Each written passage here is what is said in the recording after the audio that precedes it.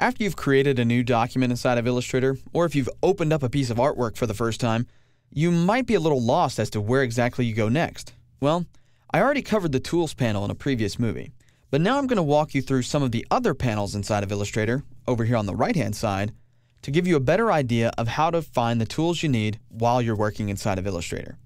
Now, the panel system itself is actually pretty cool.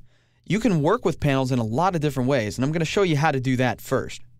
When you first see the panels inside of Illustrator, they'll be collapsed in what's called icon form, over here on the right.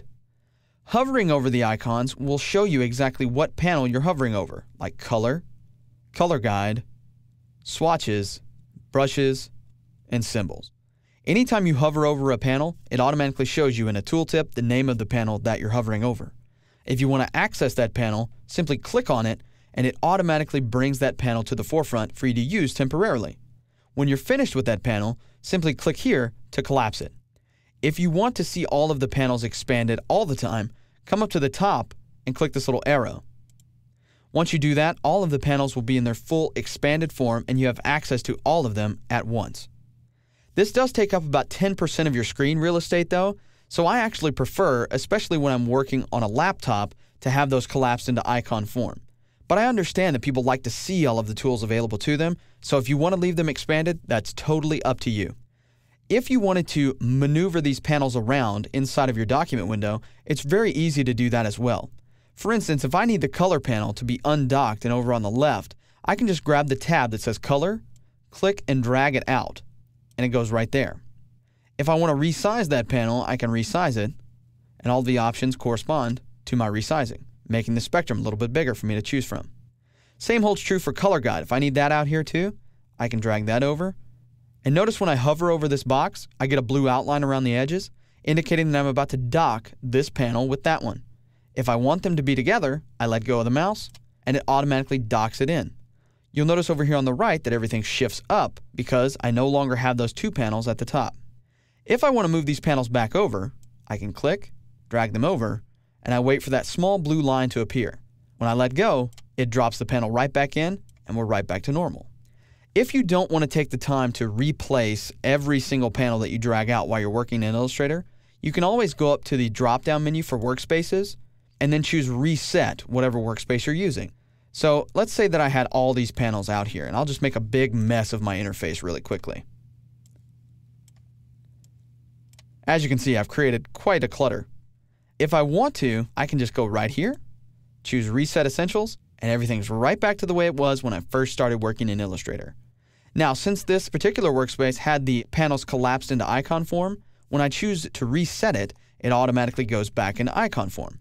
I can then go back over and expand it if I want to. You'll notice that the panels are arranged into groups that make sense.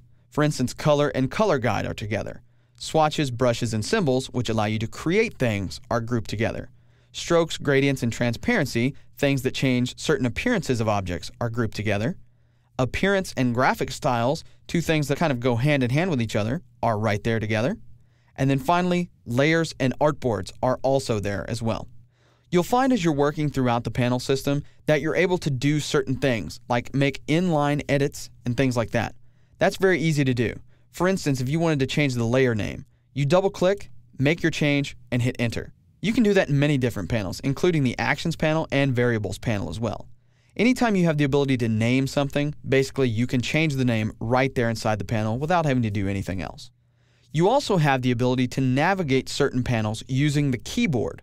So if I were to open up the Type panel, for instance, by going to the Window menu and finding Type, you'll notice that I can click here and then use my Tab key to go all through the dialog box.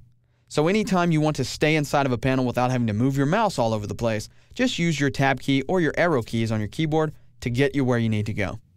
If you wish to close a panel that's open here on your artboard, you simply click the little X right here in the top right corner, and that panel will temporarily go away. You haven't deleted it from Illustrator per se, but it is just hidden from view. Anytime you want to get it back, just go to the Window menu, find it, and open it up. Most of the panels over here on the right are the ones that you're going to use most often. But in the Window menu, there are a bunch of panels that aren't out here by default. Anything you see with a check mark is already on your screen somewhere. Anything without a check mark is not currently being displayed. So if you need to find a panel and you don't know whether it's out in your document window or not, just go to the window menu and see if there's a check mark next to it. If it is, chances are you should be able to find it. If there's no check mark, you can put a check mark beside it, like let's say image trace, and that panel automatically pops up. Let's close that up.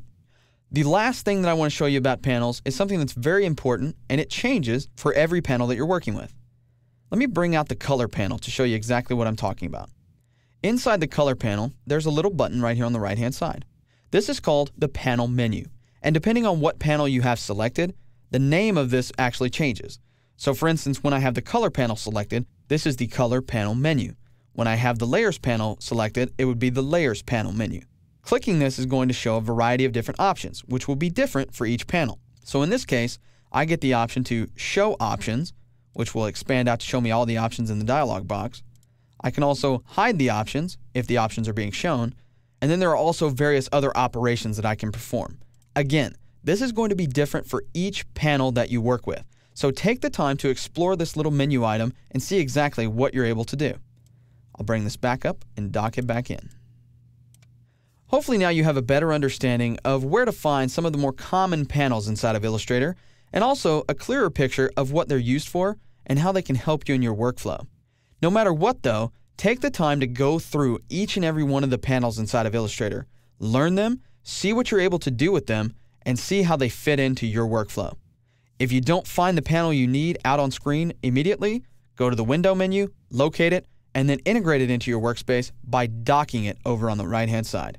Remember, panels are where you do the heavy lifting inside of Illustrator, so you need to have the ones you use most often at your disposal at all times.